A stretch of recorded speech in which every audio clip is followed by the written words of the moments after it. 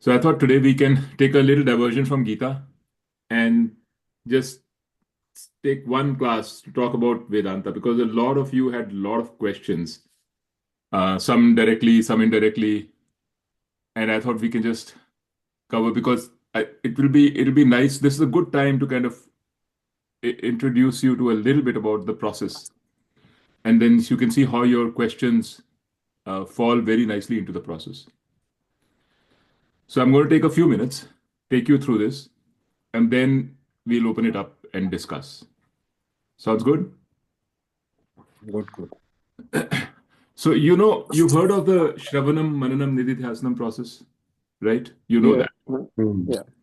So, Shravanam means that we listen to what Vedanta or the teaching has to say and understand it properly.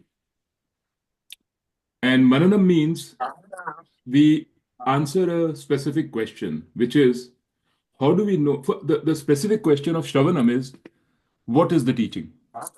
That is a specific question of Shravanam. The Mananam stage then is a specific question, which is how do we know that the teaching is right? And then there is a third stage, which is the Nididhyasanam stage, which is to say, okay, now I know that what the teaching is. I know that the teaching is right, but I still can't apply it in my life. My old habits are coming in the way. It's not making the difference to me that it should make a difference. So that those are the three stages of teaching. And it's just, I mean, this is the way it's done. Typically, if you go to Swami Dayanand's 3-year course, which many people who've taught us have gone through, and I've actually looked at the course and so on, you'll find that the first 1.5 or almost 2 years are spent on Shravanam.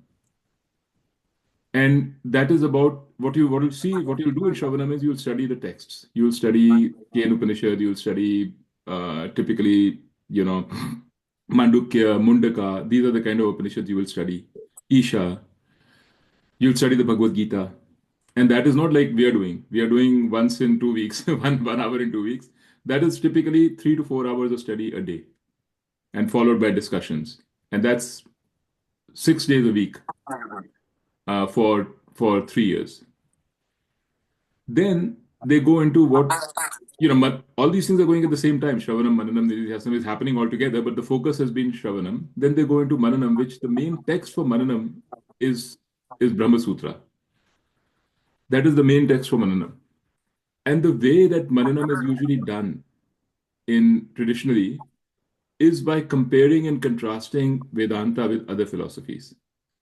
So if you study Brahma Sutra, for example, there is a whole chapter, there are 4 chapters in Brahma Sutra. Chapter number 2 is all about comparing and contrasting, is all about Mananam. The chapter number 1 is Shravanam, chapter number 2 is Mananam, chapter number 3 is Nididhyasanam, and the chapter number 4 is Phalam. That is how the Brahma Sutra is structured.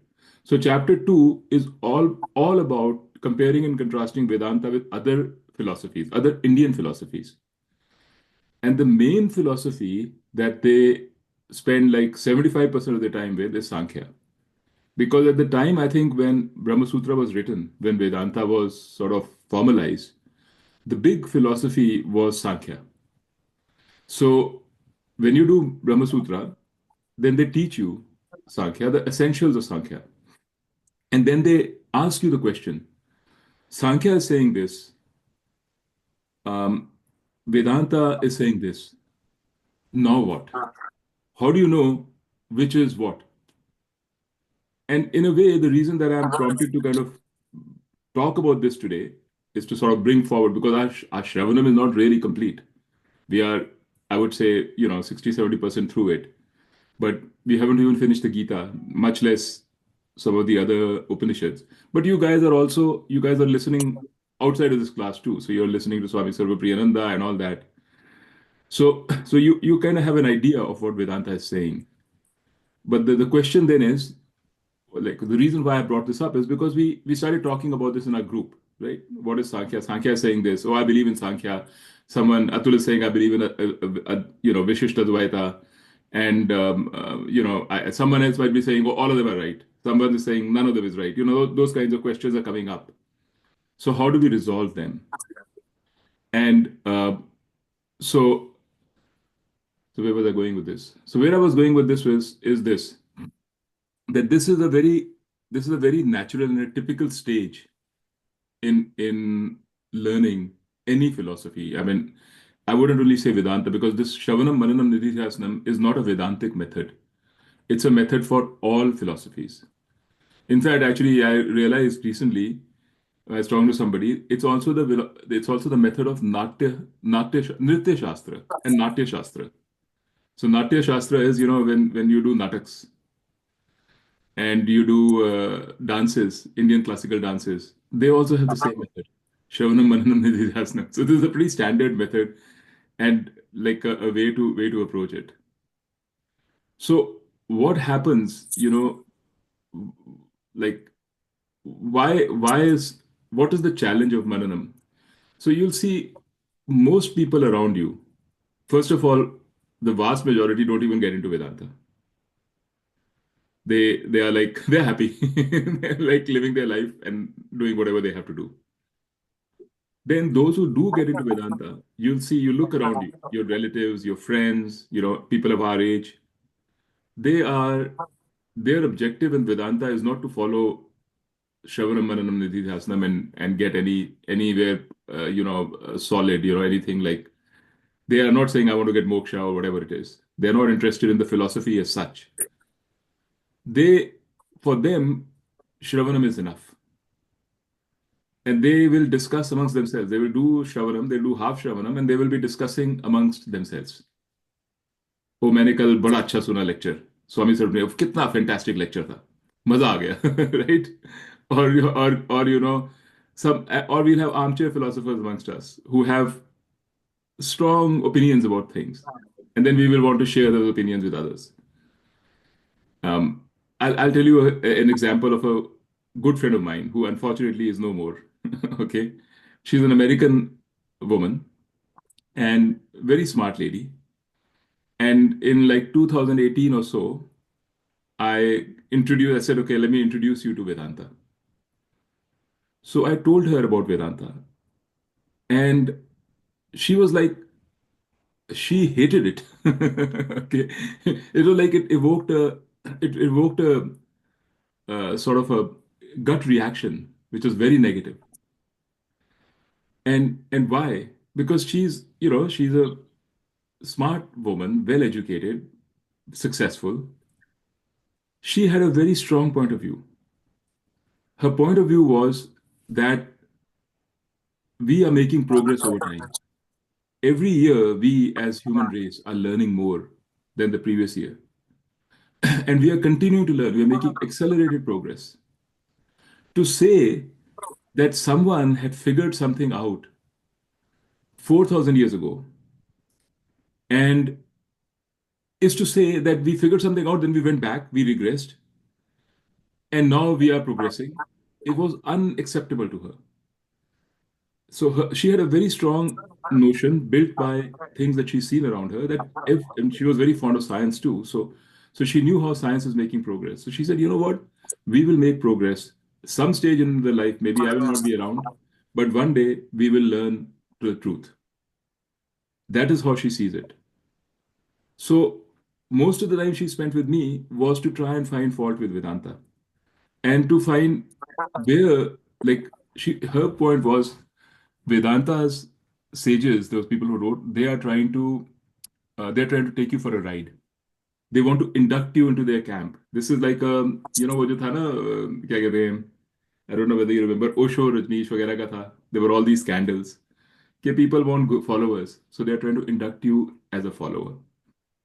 And she wrote emails to me, long emails, telling me, watch out. You're like, you're getting indoctrinated, and someone is going to turn your head, right? So that's so the biggest. In fact, actually, if you ever hear Kane Upanishad, it'll tell you it is very focused on this aspect.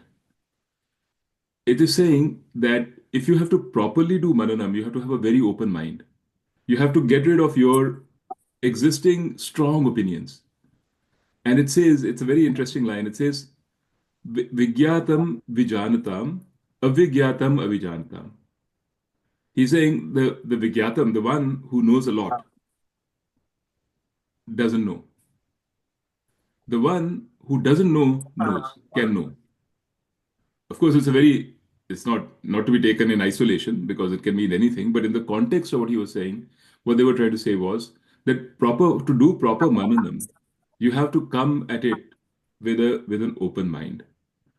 And you have to actually literally see, how don't come with ideas that this is not possible, we are not making progress. Like even amongst ourselves, you'll see a lot of opinions, right? We can't Everything is right. Everybody is right in their own way. No one philosophy is better than the other. That's an opinion. Maybe that's true, not true, but it's an opinion at the moment. We can never know the truth. That's an opinion. Um, like I told you about my friend, that's another one. I had my own bottlenecks when I went into it, my own thoughts, right? So the reason I'm saying all this to you is that if you are actually interested in proceeding further with this, in doing Mananam, these are things that you have to watch out for. You have to really have an open mind. So that was my sort of message I wanted to give you. One sec. What happened here?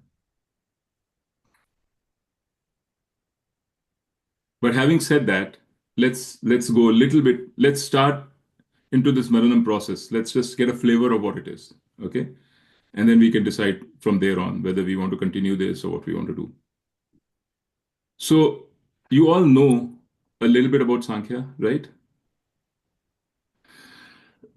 So Sankhya is considered as a fantastic dualist philosophy. It's no longer in vogue now in India or anywhere, but it was very much in vogue about like 2,000 3,000 years ago. It was a dominant philosophy of our time. That's what I've been told. That's what I've read. Okay, I wasn't there, so I don't know for sure, but that's the impression one gets, and that's why Brahma Sutras spends so much time talking about Sankhya. So what does Sankhya say? So Sankhya says that uh, it tried to see what is the tattva, what is the underlying reality, and it came to the conclusion that there are two underlying realities which are both totally independent of each other, totally independent. One reality is the reality that this world is made of, because for Sankhya this world is very real. If I see something in front of me, it's very real. That's what it is. It exists on its own. So as you know, science is also doing the same thing. We are trying to find out what's the theory of everything, what's the underlying thing which everything is composed of. We've got 226 particles in your standard model, if any of you is interested in that. And we say that the whole universe consists of those. And we've also, by the way, identified a couple which we don't know, but we know they exist in the universe. So that is one part of it. So that's separate. There's a reality which composes the world. They call that reality or that element Prakriti. In other words, everything that comes in this world, that is formed in this world, comes out of Prakriti. It's a modification of Prakriti. That's so Prakriti, you can say, is the basic energy or the basic element beyond which you can't go any further. It is undivisible, it's indivisible, it is not consisted of any parts. That is what everything starts with, Prakriti. So that's the world. Then they talk about the human or the person, the being, the living being, the human or the animal or whoever is actually seeing the world. Because you have to explain the seeing, right? The hard problem of consciousness, as we talked about. So they say that the seeing is done by a different reality. And that reality is called Purusha. That means my reality, Mukta's reality, Sanjay's, Atul's, everybody's reality. Basically, what we are Purushas. The thing that sees, the thing that experiences is Purusha. And there are as many Purushas as there are beings. So they also said, yeah, I mean, it's very obvious to me that I am separate from you guys. So yeah, you are a separate Purusha, I'm a separate Purusha. Each of these Purushas is independent. So I am, each is also infinite, whole. So I am whole and complete. Sanjay is whole and complete, and you're basically Purushas. The body is Prakriti, but in the Prakriti, next to the Prakriti is Purusha. And the Purusha is what is seeing because the body is also seen. So there is a lot of similarity up to a point between what Vedanta says and what Sankhya says. What Sankhya calls Prakriti, Vedanta calls Maya, right? Because, and in fact, actually in Gita, you'll see the Krishna Bhagavan uses the term Prakriti, but he means Maya. So these are confusing terms, but that's essentially what it means. The difference is that in Sankhya, Prakriti has its own existence, its own reality. It is not connected with what we call Atma, which is our consciousness. The two are completely separate. There's nothing in common between them. They are fundamentally different, right? They have their own theory of how the world forms because when they come close together, there is disequilibrium. The disequilibrium causes the world, all of that, but we don't want to go into that.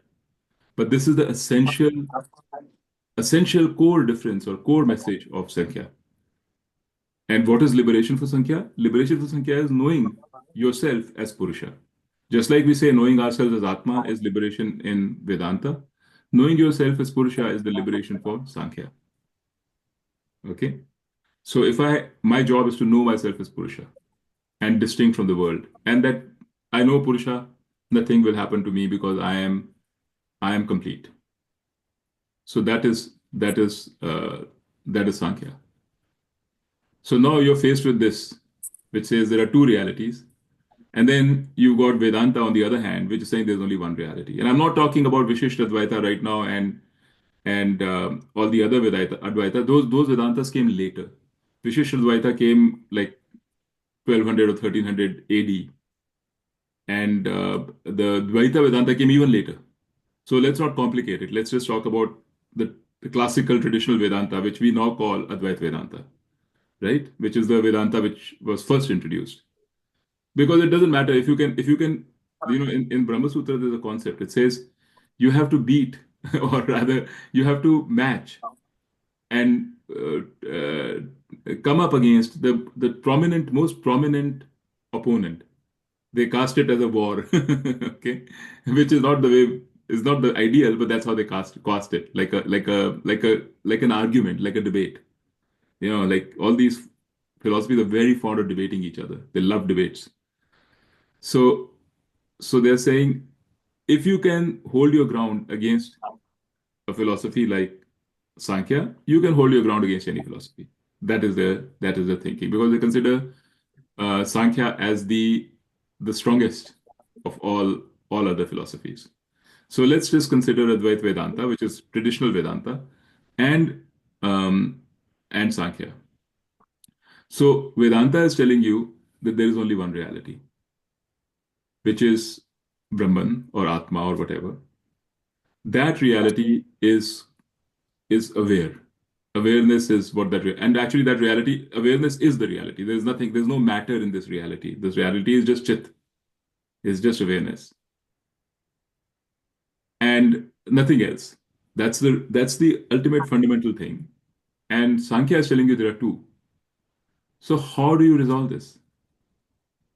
Where would you go from here? And like I said, most people will go nowhere. They'll come up with something which they'll say, okay, both are true. Or who knows? Who knows what is true? Right? Like Rajesh says, it's blowing in the wind. Or we can say, one day we will find out, which is a lot of students say. Right now we don't understand, but one day we will find out. But if you are to go for the next level of Vedanta, if you really truly understand, if you are to go to the intent of the intent of the philosophy is to make you think, right? It'll help you, but it will make you think. You have to say, okay, let me address this address this the best I can with all my faculties, with everything I can. Let me address it and see how I can resolve it. Right? That is called Mananam. So how would you resolve it? Does anybody have any ideas?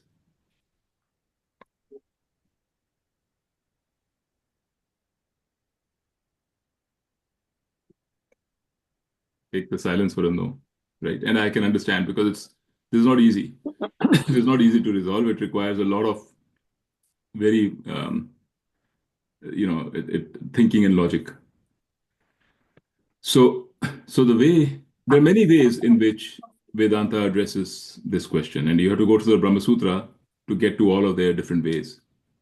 But I'll tell you a way that struck with me. In fact, actually, it came to me not from the Brahma Sutras, but by listening to Rupert Spira and Francis Lucille, because they strip everything off and just come to the point. And that's the way I think. Okay, so when you say that there are two, like it gets down to what's the nature of experience. What do we know? What do we really know? What is it that we can say 100% I know to be true? For example, I can't say 100% that everything I see, that the world exists the way that I see it. There's many a gap between what exactly is there and what I perceive. Those gaps are introduced by the process of seeing itself. There are things that are different when our brain, the signals that we get from the outside world, our brain tampers with them. Our brain adjusts them because it has learned over time not to focus on what is out there, but to focus on what is important for our survival. So our survival instinct has made us adapt our seeing process in such a way that it is most beneficial for us. So things which are, for example, more dangerous to us, or things that we want more, we will see more. And things which we think are not concerning us to our happiness or fitness, we will not even see. That's just one example. The other way to think about it is that what I'm actually seeing is a series of images. Like if I'm looking at a tree, I think I'm looking at the tree, but I'm not really. I'm looking at the image of the tree on my retina. That's what I'm seeing. After that, the light brings the image of the tree to the retina. After that, electrical impulses transfer that image from the retina to somewhere in my brain.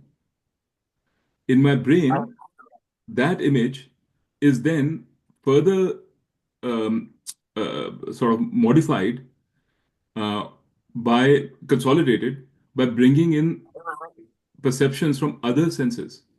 So not only am I seeing the tree with the leaves moving, I will also be hearing the wind rustling, which is coming from the ear. So that's all put into my head. I will also be seeing others. So the whole thing is a consolidation of different senses in my brain. And then let's say there's something called the self, the one that sees, which is distinct from the brain, right? It may be produced by the brain, whatever, I'm not saying that. But there is a self that sees, which is distinct from the brain, which can cognize the brain. The image of that actually finally comes to the self. And I'm seeing the self is seeing the image of all of these final products, which is on the self. That's what we are seeing. So what were you really seeing? You're really seeing yourself.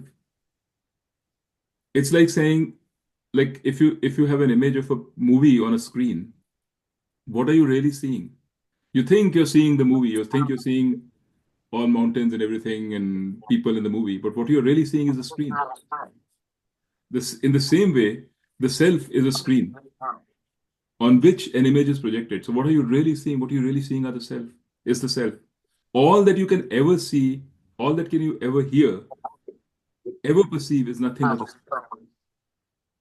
So I'm saying this casually to you and quickly. It's but if you ever listen to this again, please think about it and see whether this is right or wrong. Because it's a very profound, uh, in my view, a profound insight of Vedanta. One of the very profound insights of Vedanta. That what you actually end up seeing or perceiving is nothing but yourself. And if you want to discuss it, I'm more than happy to discuss it, later on offline. But I'm assuming that not everybody would want to, so I don't want to spend too much time on it. So I'm not. I'm what I'm where I'm getting to is I'm not 100% sure that what I'm seeing, what I'm experiencing, is actually out there. So that's one thing. But what am I sure? The thing that I'm sure of is that the experiencer, am there. In whichever way I exist, I'm there. That's what I'm sure of. And the other thing I'm sure of is that I'm experiencing.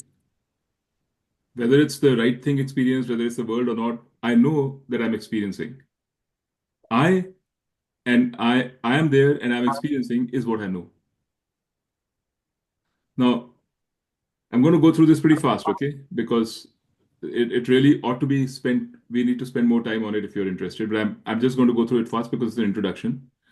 You can listen to this again and think about it for yourself. Now, and we can discuss, like I said, if you want to. So, for me to experience something, if let's say A experiences B, one person experiences something else. Do you agree that there has to be an interaction between the two things? For an experience to happen, interaction has to happen. If there are things which don't interact with us, we will never experience them. Like, I mean, I've given you this example before of a neutrino, for example, which is an elementary particle which very rarely interacts. For the longest time, we didn't even know that neutrinos are around us. It is the most prolific particle in the universe, known particle in the universe. There are more neutrinos than atoms and electrons around us right now. And there are trillions of them passing through every minute from our body. But we never even knew them because they don't interact with us. They're just gone. They don't if something cannot interact with me, with what my perception, if with my eyes, like ultraviolet rays don't interact with my eyes. I won't see them. So you cannot experience something which doesn't interact with you. Interaction is the basis of experience. So this is another point which you need to be sure about, and I'm sure it requires more thought, but I'm just going to gloss over it and move further because I want to make a point. So if interaction is a must for experience, then how would Purusha, which is essentially completely different from um, from let's say from Prakriti, how would the two interact? Because the other thing is that for interaction to happen, you can't have interaction between things which have nothing in common. Interaction cannot take place. So if you actually study how interaction happens because there is something in common. Can you think of any example where interaction has happened when there is nothing in common? We interact with the universe, we see the universe because everything we see has is composed consisting of all these standard particles, electrons and protons and neutrons. If if something was consisting of a completely unknown particle which does not interact with us, with with protons and so on, there would be no experience. And the point of Sankhya is that Prakriti and Purusha are fundamentally different. That means there is nothing in common. For there to be something in common between the two, it has to have parts. You can say, okay, this part of Prakriti is common with this part of Purusha. You can say that. But you can't really because they're partless. If you say there's a part to Prakriti and a part to Purusha, then they are not fundamental. So I'm saying all these things very quickly, okay, fully knowing that many of them are going to kind of go over our heads. But I'm assuming that at some stage we will, we will, you might want to, listen back and see, try to make sense of it. And maybe at some time in the future you would want to get into Brahma Sutra and get into Mananam to say, okay, I want to dig deeper into this conundrum. What is the reality out there? Okay. So I just wanted to give you this flavor of how this is done, how this is approached. Um, but and just leave it there. Okay, because we talked about it. So hopefully this is even this thing about what is Satyam, what is Mithya. Right now, think about it. If you have Sankhya, which says there are two different realities, Sankhya doesn't require anything like a Satyam Mithya, the concept, because the world is real, I am real, both are real. But if you say that everything is essentially just me, just Purusha or just consciousness, and there is also the world, then how can the world be real as such? Because its reality, the basis of its reality is Atma.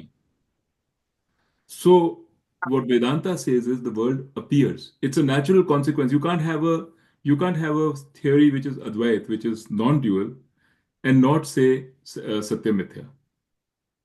Because then the reality is Satyam, just that consciousness.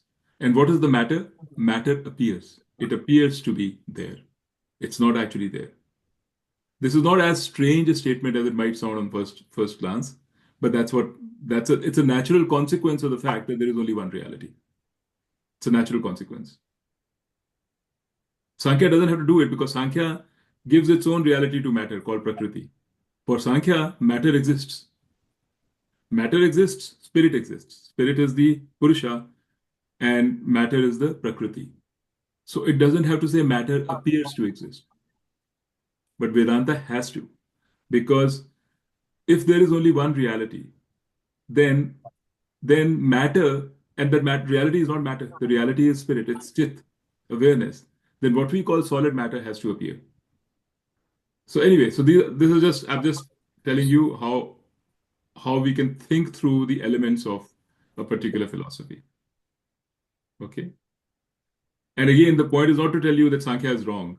The point is to tell you, I'm giving you how, if you want to go deeper into this, how you have to think about it so that you can conclude for yourself what is right and what is wrong, as opposed to just going by opinions or my feeling. My feeling is that there's duality is right, for example, that kind of thing. So I'm going to stop here because I know one of the things we want to do is to talk about what Rajiv had mentioned last time. That is the Nididhyasana part, by the way, which is now how do I actually bring it to life? And then Atul also wanted to, I think he had some questions also. And if anybody else, we can just open it up and discuss all together.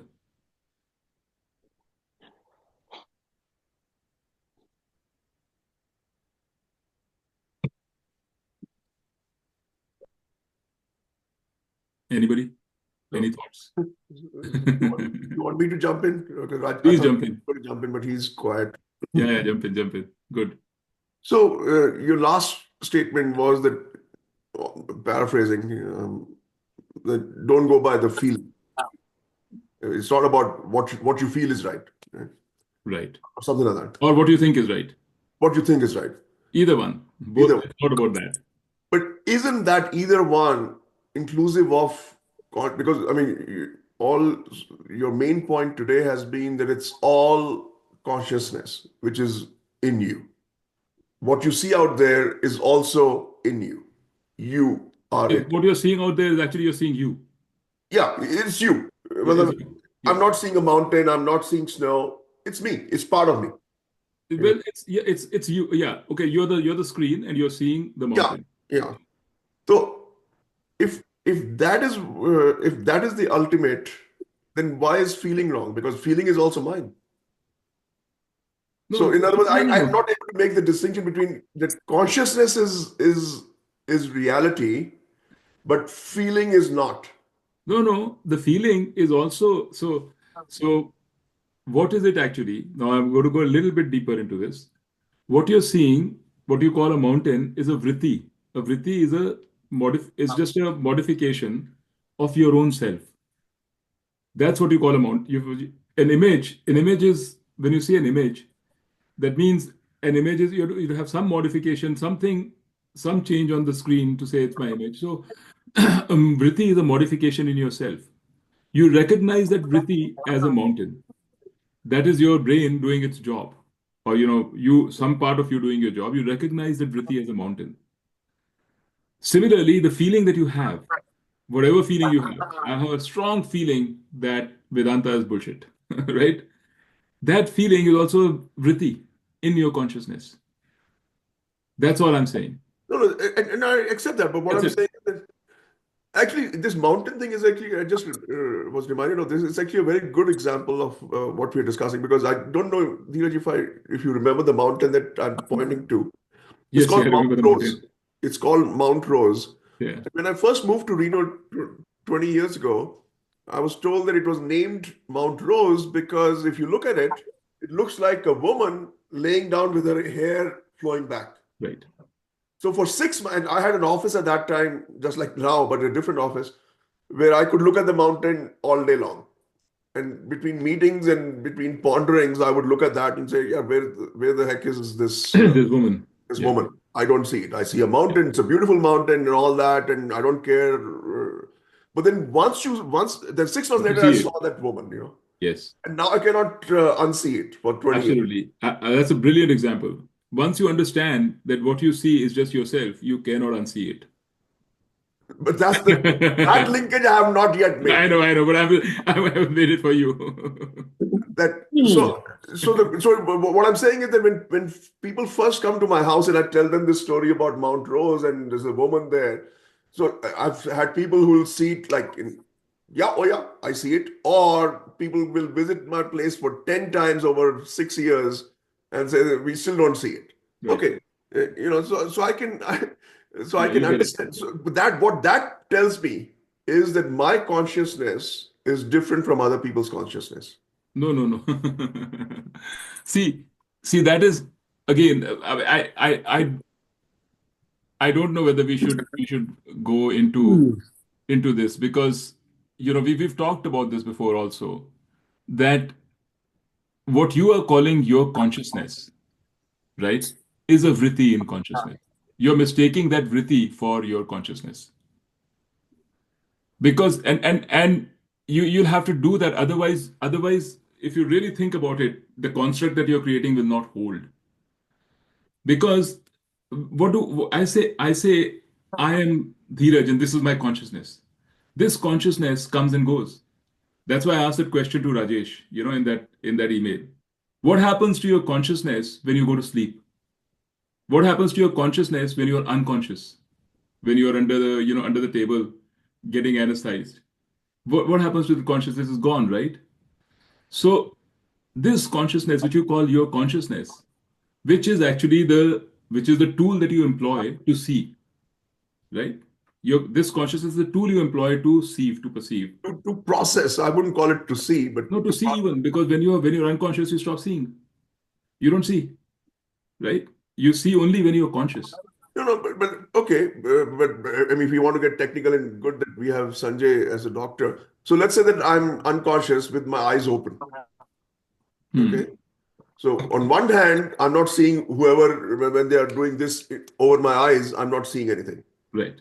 But on the other hand, as well as when you explain that the retina gets photons and then it transmits, the eyes are open, the retina is still getting the Yeah, photons. yeah, but you're not But seeing. I'm not, See, but I'm not able to process this. Somewhere the connection is broken. not even process to tab hota hai na, when you have a perception, then you can process it. What will you process? There's nothing. It's like blankness in front of you. No, Not no. processing. Not. I'll give you the example of not processing, which is that when some portion of your brain is damaged, let's say you have some mental disease, then you will see images, all kinds of images coming in, but you wouldn't be able to know what to make of them. That is a lack of process. But when you're unconscious, you're not, there's nothing to process. Your brain even may be processing, everything is going fine, but whatever it's processed, you're not aware of. Even your brain may be working. God knows, who knows. But the point I'm trying to make is that Because at the conscious level, you are not working. No? Yeah, All the that's my point. perceptive signals, they are being processed, but That awareness part is not Is not working. there. That conscious, Exactly. Yeah. that's not there. Yeah. So Also, Hey, Larry, Dheeraj, sorry. go ahead. no, go ahead. You guys go ahead. Yeah, I've spoken enough already. So I just have a quick question. Is related to this consciousness. When we talk about consciousness in this use case that we've been talking about, are Yeah, we the use. talking about my engineering talk? Yes, But yes, I get it. yeah, so is the consciousness in this example reflected consciousness? Yes, Or absolutely. yes, That's what it is. okay, That's what we yeah, call, that's how we explain it. yeah, When we explain, to explain individual consciousness, why do I feel that my consciousness is different than Atul than everybody else's? yeah. We call it, we put a model around it and call it reflected consciousness. So we say, okay, there's one sun and it's reflected in 100 buckets. Each bucket has its own sun. Yeah. So it appears like that, but it's not really. But that's how it is explained. You got it. Okay. But that reflected consciousness is not really reflected consciousness. Whether you see the light reflected through 100 mirrors or just one, it's the same sunlight. There's only one source of light, that is the sun. Mhm. It appears to be hundreds, there appear to be 100 suns. So there appear to be different individual consciousnesses in each one of us. Right? They appear to be like that. But there's only one sun. There's only one consciousness. The nature of the mind is sattvic. It's sattva, like we talked about last time. Sattva has a property of reflecting consciousness. That's the model. Okay, that's how it is explained to people who get initiated into Vedanta. Yeah, but Because that's kind of obvious, right? I mean, another example of that would be that we have two eyes. right, I'm looking at my finger with both eyes. And because I'm looking at my finger with two eyes, which are 5 inches apart, it helps me understand the three-dimensionality and the perspective of it. So I'm not sort of saying, oh, I'm seeing two fingers. No, I'm seeing one finger with two different angles, but I'm concluding that it's one finger. but we are talking about something else, Atul. We are talking about there's a kind of a thing in example in Vedanta, which is to address your question. Why is it that why do we feel that our consciousness is different? Each From consciousness from, is from other different people's. from other people's. Yeah. And it says the reason is because it is the same consciousness, but it is reflected in your mind differently. Since it's reflected in your mind assumes that this is just me, this is just my consciousness. Each person's mind assumes that. So No, imagine so, there is light everywhere, yeah. but each person takes that light and says, this is me, this is my light, this is me. So that's the example of the reflected. Yeah, but isn't that what really matters during our lifetime? That's a different question. That's no, again a completely different, because you're going into many different. That's a question of, that's a very basic question. Do you even want to understand anything better more than what you think matters in your lifetime? No, no. If you have decided this is what matters in my lifetime, that's all I need to understand, that's perfectly fine. But we are saying we want to understand a little more, because some people might think that it matters to them to know. Like I definitely do. Okay, I've spent like years over it. What is the more that you are seeking? Again, there's a different. I don't want to go there right now, because otherwise we will never finish. That's a different question altogether. I think, Atul, you're basically not making a difference between perception and consciousness. When you say people come to my house, one person's consciousness is different from another because one person perceives something and another person doesn't. That's just a difference in perception. But I think consciousness is, in my opinion, from what has been most helpful to me to understand, is the example of AI, the example of a robot who has all the processing. Let's say they have all the processing that we have.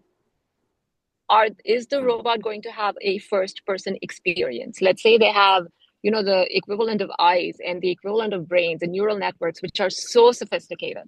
Are they finally going to have a first person experience of seeing or hearing or anything? And that's the difference. That's what consciousness is.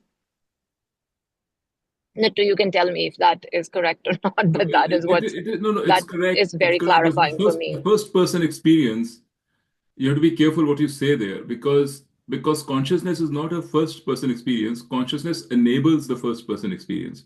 Because each one of us is Yes, having a yes, different, yes. our own first-person experience, Yeah. right?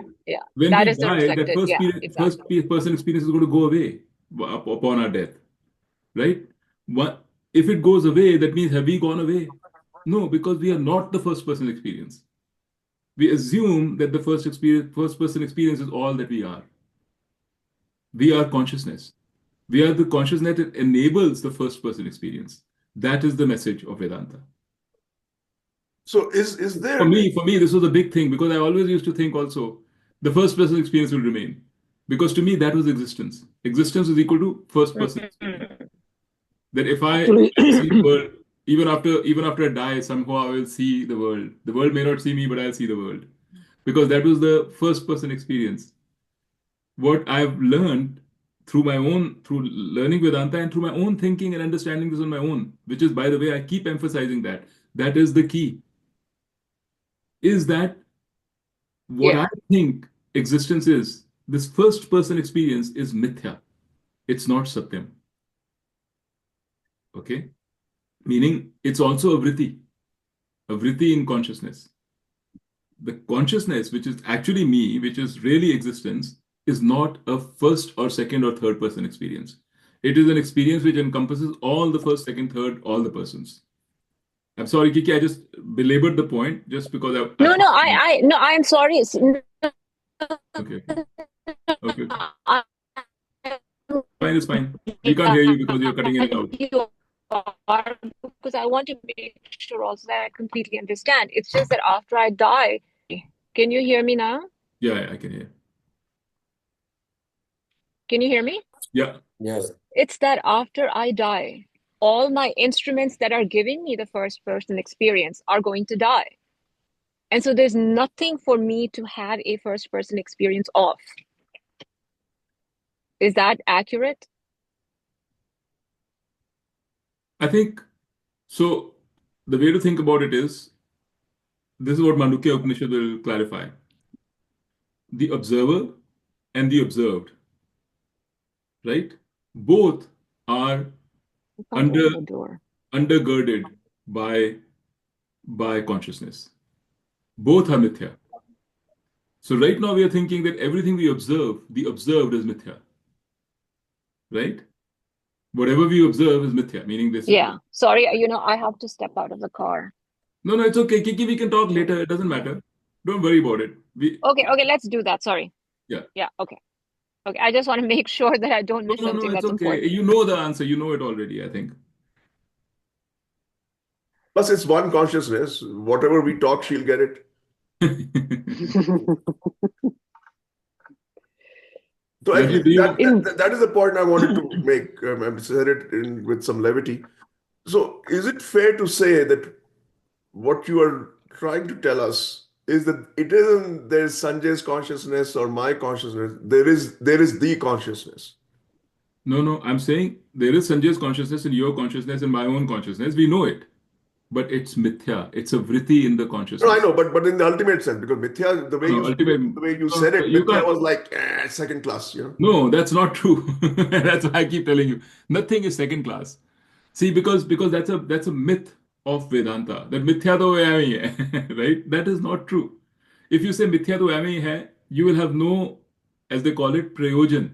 Swami Paramathananda Sin says, Vedanta का प्रयोजन क्या है? Prayojan means why? What's the advantage of Vedanta? What's the benefit of Vedanta? You Because can. if all you say is mithya है एवं ही, then there's no benefit of Vedanta. It That is doesn't the improve benefit. your life. Whatever you don't like, you say, ये तो मिथ्या है, छोड़ो हाँ यार, मिथ्या है खत्म होगी बात और even if you like वो भी मिथ्या है मिट्टी पाओ. मिट्टी पाओ whatever right so that is not Vedanta all Vedanta is doing is trying to frame it properly for you. It's trying to tell you what's coming from where. We are confusing all the time between Satyam and Mithya. We think Mithya is Satyam and we think Satyam doesn't exist. Satyam is consciousness or Brahman or Atma. We never used to think it exists. All we knew that exists was Mithya. So we constantly thought Mithya is Satyam. It exists. So it's just saying, know what is Mithya and what is Satyam. That's all. Now, I know that I have a consciousness, Dheeraj. That's the consciousness which gets hurt when somebody pinches my finger, that's what hurts, right? Atul doesn't hurt when someone pinches my finger, unless we are conjoined twins. But he doesn't hurt. So there is a consciousness which is my consciousness, and there is a consciousness which is Atul's. We perceive things differently. We are everything, all that we know. Nothing that we know is wrong. What we don't know, what is missing is that this consciousness, the mistake we make is we think that when we are learning Vedanta, we make the mistake thinking that the world outside is all matter, all this matter outside is mithya. This consciousness, which I think is my consciousness, is Satyam. No, that is also mithya. Your consciousness is also something which will come and go. When you die, the consciousness is gone. When you are under the anesthesia, your consciousness is gone. That consciousness which you're calling is gone. When you're in deep sleep, it's gone. Actually, that consciousness is even gone when you are in great enjoyment.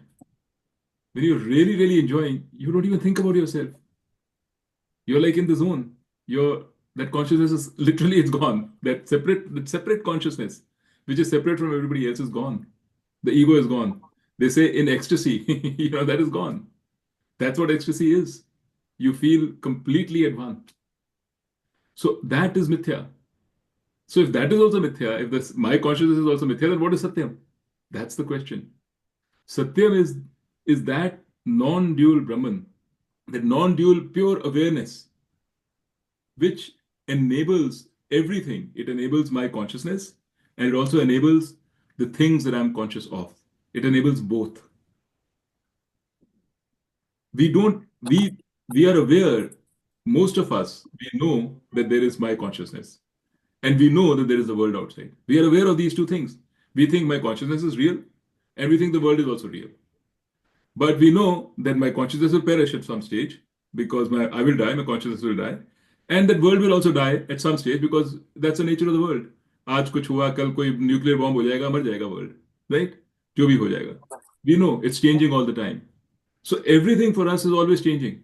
This is also changing, that is also changing, I'm also changing. We give up, we say, oh God, finished. There's no answer to this. Or we will find an answer sometime later. Or what's the use of finding an answer? There are all kinds of things that we say. You can say all that, it's totally fine. But if you have to study philosophy, if you have to study Vedanta, then you are saying, I'm taking on a commitment to say, what is actually, I have to find out.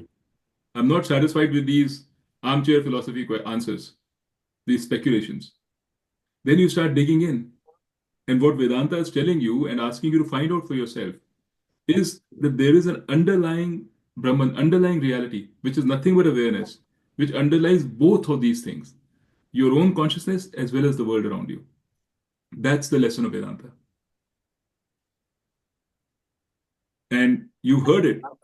If you really want to absorb it, you have to do Mananam. You have to ask this question. One way to address it is, why is there only one reality? Why can't I say what Sankhya is saying?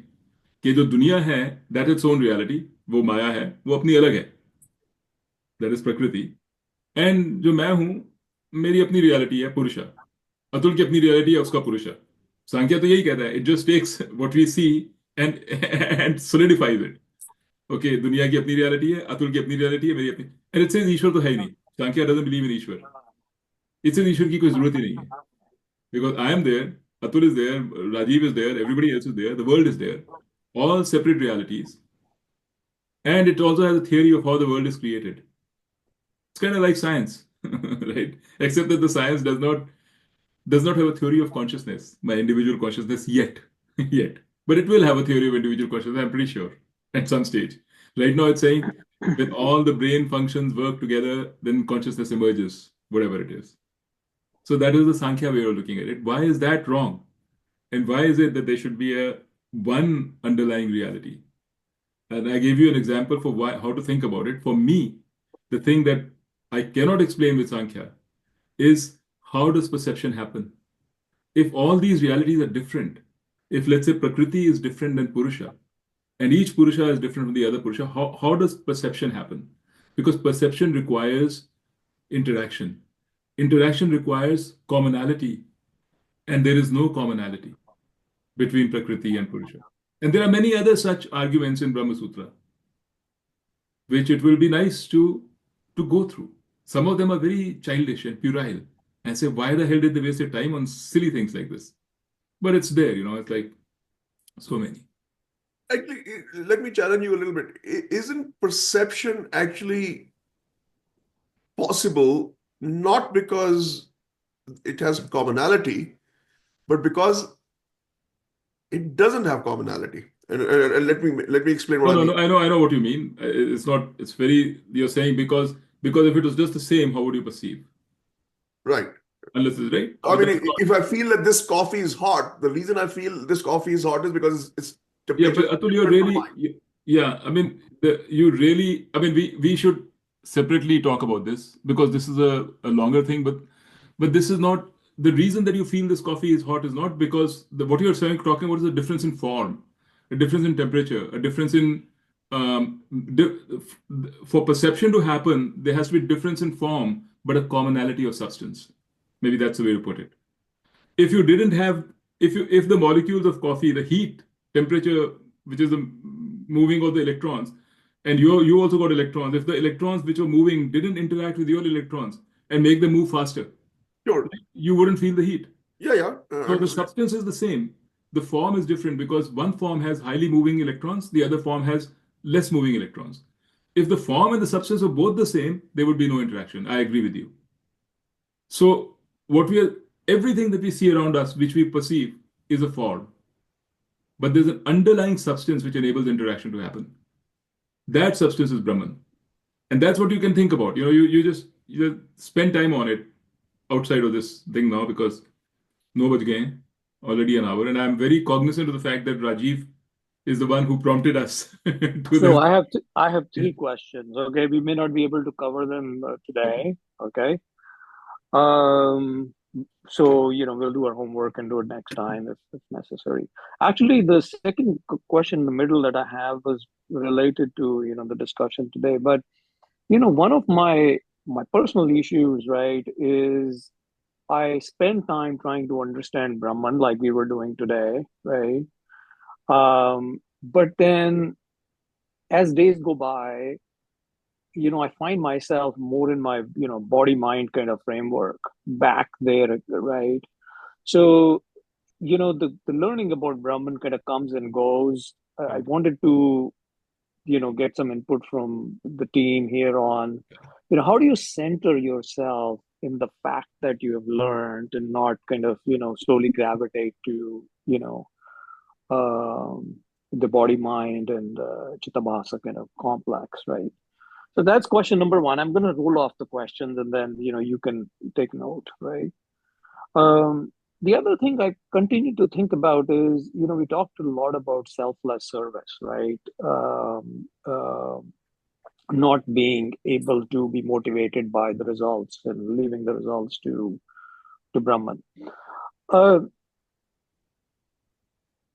so for a person who is now 60 years old, and I'm talking about myself, right? And typically all of us do our work, and we have past thinking around what you want to do. It's always tied to some level of return to your own self, right? It's not very easy to just let that go.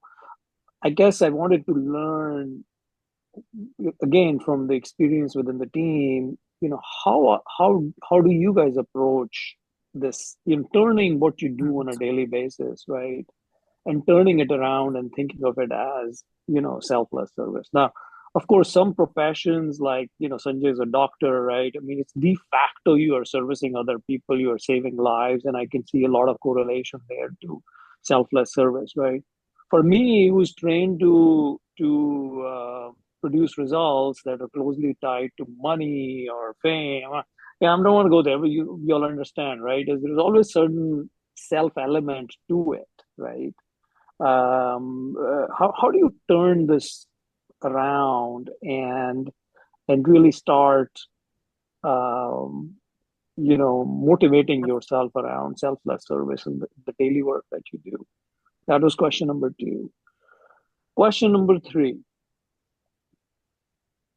I don't know, I've been fighting this one about calming the mind, even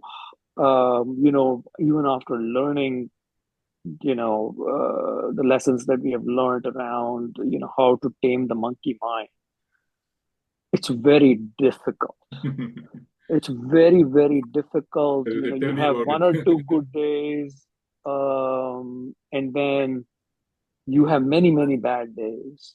And then you have one or two good days, and you have many, many bad days. So, yeah, that's a big struggle for me. So those are the three questions I wanted to throw out. Related. All three of them Yeah, are they're all related. They're all related, right? I'm less fighting the manana part. I'm more like, okay, let me at least start to apply the learnings and see for myself. I mean, I mean, as you know, all these three things kind of go hand in hand. Not all, you don't understand everything in one shot, but I thought, things that are under my control, if I can improve, maybe I'll start to see the benefits and then, Yeah, of be course. self-fulfilling. That is what has to be done. Absolutely correct. Yeah, because all these, the Shravanam, Mananam, Nididhyasanam is all fine. But if your mind is not steady, if you're not working on stabilizing your mind, then the Shravanam, Mananam, Nididhyasanam also will not work. So that's the message of the Gita. The Gita says that there is the Gyan, which is Shravanam, Mananam, Nididhyasanam, and there is the Karam, which is all about. Karam means both Mansik Karam, your mind action, and your physical Lokik Karam, which is like the kind of things you do in the world. So both are Karam, because whether it's mental or physical, right? They're both Karam only. So how do you control your Karam? Call it Karam Yoga, call it mind, whatever. And then how do you do Gyan? They're two parallel paths. And if you don't do the two together, you're not going to make progress in either. You won't make progress in either one. That is Gita's main lesson. And that's why Gita is so wonderful, because Upanishads don't pay so much stress on the Karam part. Upanishads say that the Karam and the readiness, they assume has already been achieved. Because Purane Zamane mein wo Upanishads were introduced only after all kinds of meditations and everything was introduced and people used to do. Gita doesn't make that assumption. Gita says you can do both together. Okay? So Yeah, Gita is all about action, right? You can't stop both. taking It's about action. action and knowledge. Knowledge. Yeah. It's in fact actually, yeah, Gita says you can't do one without the other. You have to act with knowledge. That is Karma Yoga. Acting with knowledge is Karma Yoga, right? That's what it says. And knowledge without action will not work. You because like you said, you want to verify the benefits for yourself. Yeah. Otherwise, you wouldn't be motivated. So you should be seeing progress in your own happiness, in your contentment as you go along. Then you'll be motivated. Otherwise, you won't be motivated. That's what Gita says. So I mean, any thoughts by anybody else on his question? Or I can get us started by saying that it's absolutely I mean, like all of us struggle with this. It is very hard to apply all the teachings to our life all the time. So, uh, you know, that is nothing. What you're saying is not even the Gyanis struggle. It's like it's nothing, not special only to you. I mean, you should not feel alone. No, I am not. But this is my almost we have been into Vedanta for 4 years, and I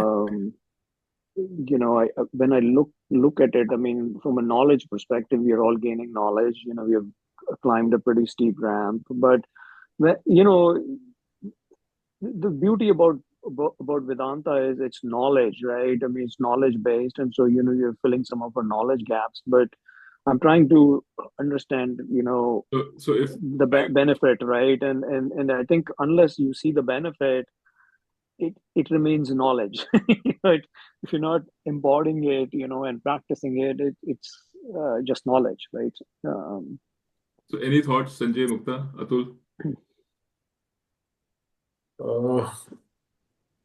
I think, yeah, all these difficulties which Rajiv has been facing, I think to some extent, through some levels, everybody is experiencing. and having a tough time. But we have to really be very aware of your actions and words, because any tough situation will create a few paths you can take. And when you are on this Vedantic path and think about what you're taught in Vedanta, so you will have to take very conscious decisions on which paths you have to tread. That was not the case about 4 years back. We could do anything, everything. ठीक है, गलत है. We were not thinking on those lines. But now my brain thinks, is it Vedantic? Is it the right thing? Uh, will I not be disturbed doing all these things and taking actions? So that thing has creeped in me, and I think uh, taking the right decisions on the Vedantic path is a tough call.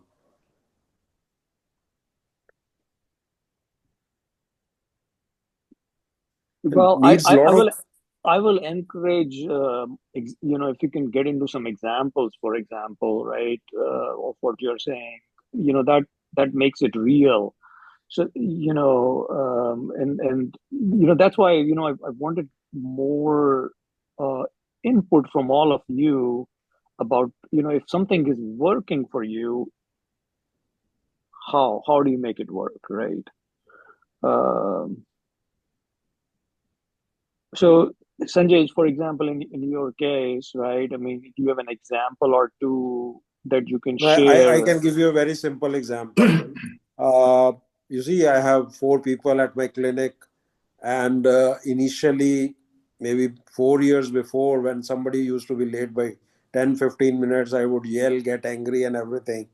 And then the whole day, there was a lot of disturbance and everything.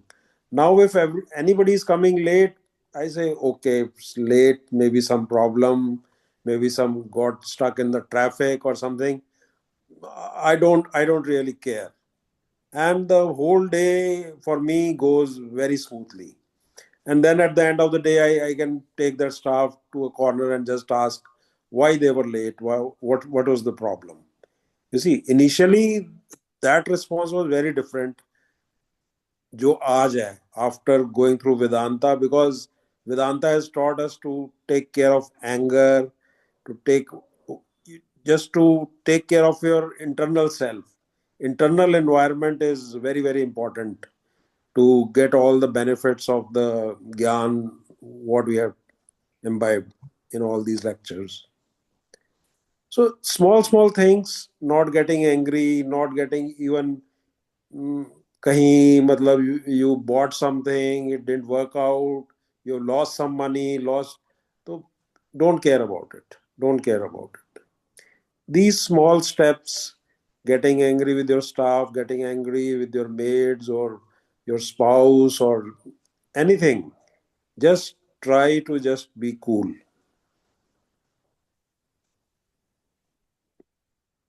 Okay, thanks. I think itni hamari conditioning, we are so conditioned over so many years that to expect sudden changes in our personalities, I think we are expecting too much. But if you will see, I mean, reflect upon you, I find for myself that there are subtle changes. I won't say there are major changes, but yes, like Sanjay is saying, for Sanjay there may be one kind of changes. For me, it might be different. But for me also, there are very subtle changes. If I think about it, then probably I can think, yeah, this is how my reactions have changed, or but they are very subtle.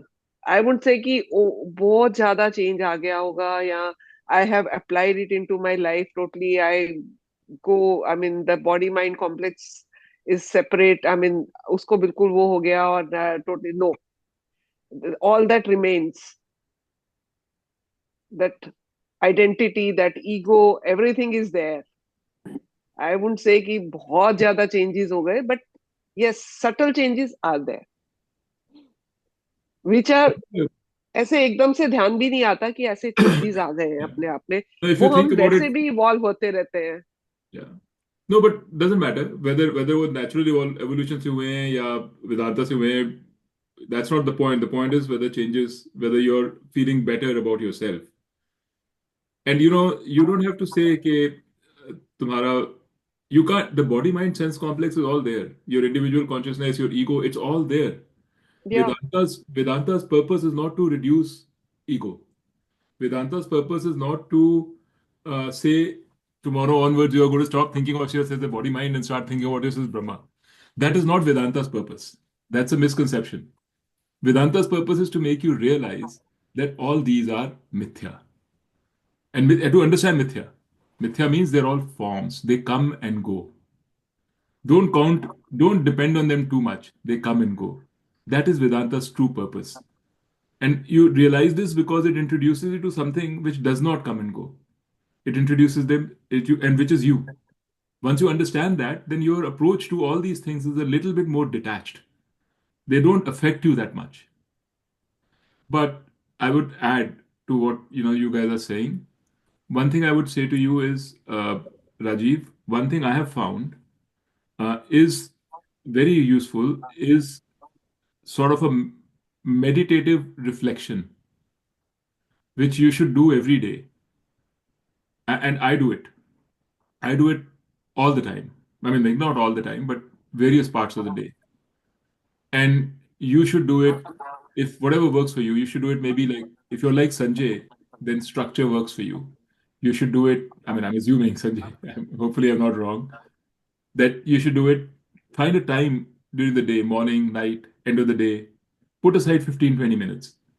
What I mean by meditative reflection is think about your day and see, particularly, I'm sure you will notice there are things when you behaved in a way which you thought was not the best, ideal from the standpoint of your knowledge. That you knew better, but you did something which you shouldn't have done. It happens to me all the time. I've sometimes, I get upset and I flash out at a friend. In that moment, I mean, I get so angry, I lash out. And then right after that, I realize, oh my God, what did I do? This is, I'm just, I've just responded from my emotion and ego and not, I've kind of, this is not what I should be doing. Okay, so instances like that happen. You could have that with your wife, with everything. Um, so Kiki just texted me as like, so, so take some time and think about why that happened.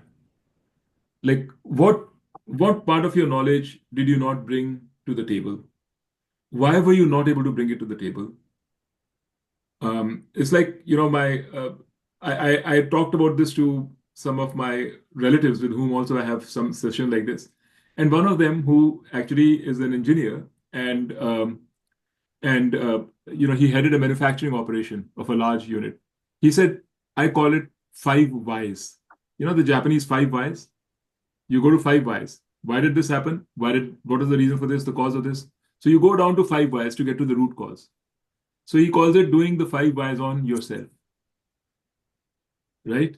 For someone like you, who's a very logical, structured, engineering sort of a person who likes to frame things and linear thinking a lot, this five whys technique, I think, will work a lot, will help you. And don't think that this doesn't work. I can assure you it works. And the differences are, like Mukta said, very subtle. You may not see it moment to moment or day to day, but you will see it over the span of a year. If you look back and say, okay, what did I change between the last year and now? You'll see the difference. It's like the passage of time. But then you look at the minute hand of the watch, it doesn't seem to move. but after a few minutes, you realize it has moved, right? It's like Yeah. that's how these changes are. But the biggest change, the biggest understanding that you have to have is don't get fixated upon changing yourself. It's good to change yourself. It's good to become a better human being. But what Vedanta is actually telling you is that is not really the source of your happiness. Yes, if you true that having better control on your emotions, everything is a great thing, and it will smooth down your day. But somewhere deep inside you, you should know that this is what you have been given. This mind, which may have a lot of pluses and a lot of minuses. One of the minuses may be it's very excitable. It gets upset, gets angry. That is not your fault. It has been given to you. You didn't, the pluses and the minuses are both given to you. It's not really you. This is what you're dealing with. If you know that what you are is Brahman in a way, and this mind has been given to you, and you have to work with it, then you work with it calmly, without letting it. It's like trading. When you trade with paper money, you trade very differently than when you trade with your own money. So trade with paper money. Understand that this mind is paper. It's not going to, your richness and your happiness is not dependent on whether you have turned out to be a fantastic human being who has his mind completely under control and a wonderful yogi or not. So just somewhere deep down, you should have that knowledge, which is actually what the knowledge that Vedanta is trying to give you. That's the only knowledge Vedanta is trying to give you, really speaking. Because trying to improve yourself, there are 100 ways to do it. You can reach Stephen Covey ki kitab padh le, usse ho sakta hai. There's so many different philosophies, all of them saying the same thing. But the uniqueness of Vedanta is this understanding. Yeah, but there is a promise of, what drives me here is, in Vedanta is the promise for bliss, right? That's part of it, right? So, yeah. What I'm trying to get at is, if you can taste that, then it will become a self-fulfilling prophecy and you're off, right? And so that's really, that's the motivation part of implementing this, right? I mean, I understand it. I'm not saying it's right. I'm saying I understand it. I understand where you're coming from and why you're saying that. But what you're after is just another experience. The experience of bliss. And you feel that if you have that experience, maybe everything will change in your life.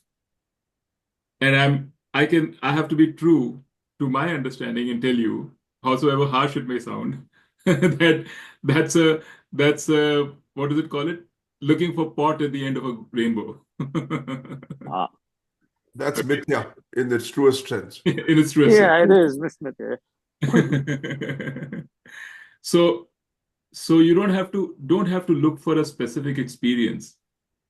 You have to look for you just have to look for understanding and do your little bit on a day-to-day basis to help yourself, to help your body mind grow. This body mind which has been given to you by your parents, who have been given to you, by the conditions and circumstances which have been given to you. You can say given by Ishwar if you want it, right? You in a detached way are trying to make it better. You're trying to improve it. You're trying to understand and deal with its issues, close those issues, and build on its strengths. And approach it like that and see whether one of the ways to do it is by this reflection that I talked to you about. Because at the end of the day, if you don't reflect and you don't better understand the gaps, then it'll be very hard to close. For someone like you. Now, there could be other people who find different ways. Some people might say, well, bhakti. They have a different mindset. They have a different sort of approach. But I can feel, because you're kind of like me in a way, I can feel that how you think.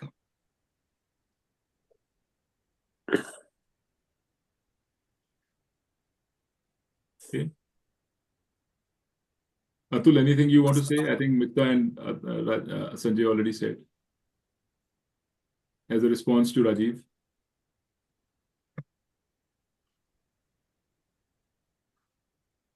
No, not really.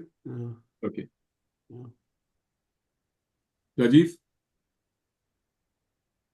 Yeah, I think there were three questions, right? So I think we covered calming the mind a little bit. We covered, the remaining in the body-mind complex versus Brahman.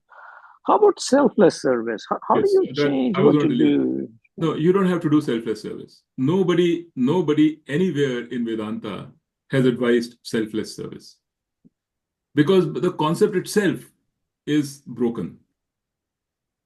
You have to do selfish service, but you have to understand enlightened self-interest. All service is done for a motivation. Just like you said, you want an experience so that it will motivate you. So you can't call it selfless service. If you're doing a service for somebody else in order to become better yourself, that is an extremely selfish service, right? It's not selfless. So as long as you understand that, then selfless is okay. No, so this selfish is not a distinction that Vedanta ever makes. Unless it's at very, very low levels to people who are like, just sort of they can't see anything beyond that. I think what you're doing is the Karam Yoga that you're talking about really is like this. What we do, our karmas, can either liberate us or bind us. That's the way it's put. When we do karmas, anything we do, all the things we do, in order to get just driven by material pleasures, we think, I want to work very hard because I want a better house. I want the money to be a better house. What is the assumption there? The assumption you're making is that this better house is going to give you happiness. Your happiness is based on how better your house is, your level with your friends, what you can brag about with your friends, right? That's the knowledge on which action is based. That action is supposed to be a binding action, because what you'll find is that um, as you get a better house, you just still want another better house. There's no end to it, and there's no end to it, and still you're doing it. It's like an addiction. So that action is not good for you. So that is not truly selfish action. That is a silly action, right? It's not really selfish. But if you do the same action, not necessarily because you want a better house, which will give you more happiness, but because you want to act. You think it's the right thing to do. You think it will help you grow. You think it will help somebody else. You think it will be, everybody is born to act. It gives you pleasure. Just the action gives you pleasure. Like people who write, when they're writers, when they start writing, when they're in the zone, they do it because it gives them pleasure. Correct? They're not always thinking, I'm going to become a great writer. Like a musician, when they start out, they play music because it gives them pleasure. So this kind of an action is called swadharma. You have a swadharma. You have certain things which just give you pleasure. Like I study Vedanta. I don't study Vedanta in order to get moksha. I can assure you that. I've given up on moksha. I study Vedanta because it gives me pleasure. This understanding, like I was bringing you the example about the difference between Sankhya um, and Vedanta. The fact that experience requires interaction, interaction requires the commonality of substance. This, I can't tell you how much pleasure it gives me to understand these things, to reach this conclusion, to to to get an insight which is very valuable, which I would never have gotten if I hadn't studied Vedanta, if I hadn't forced myself to think in this way, because this is the kind of logic which Vedanta inculcates in you. It wants you to do. If you go deeper into Vedanta, you'll see the logic is just like, it's crazy. Shankaracharya was a madman. I'm telling you. Like, so that's why I'm doing it, right? So to me, that is Karma Yoga, because because and I'm helping you guys also. It Yeah. turns out, because I'm spending so much time preparing for this, doing these Yeah. classes, helping you in the process, helping me too. But this is Karam Yoga. There's nothing. I don't consider it selfless service. I'm doing it because it also helped me become a better teacher, a better, more clear in my concepts of Vedanta, more crystal, because I have to explain it to you. So it's not selfless service, but it's also helping you. And to me, this is like an example of Karam Yoga. You can be doing, Sanjay is working, he's a doctor. If Sanjay wants to continue to learn about his medicine, how the new diseases, new things, get pleasure out of doing the work, right? Knowing that, yes, maybe the rewards will also come. I'm happy with the rewards come. Nobody's going to refuse money. that'll be great too. But that is not the sole motivation. Primary soul goal. Yeah. Okay. That is what Karma Yoga is. Mhm. And that kind of work liberates. Because what happens is you begin to be convinced that your happiness is in the work, actually. Otherwise, it's just a theory. Till you do it, you don't really believe it. Mhm.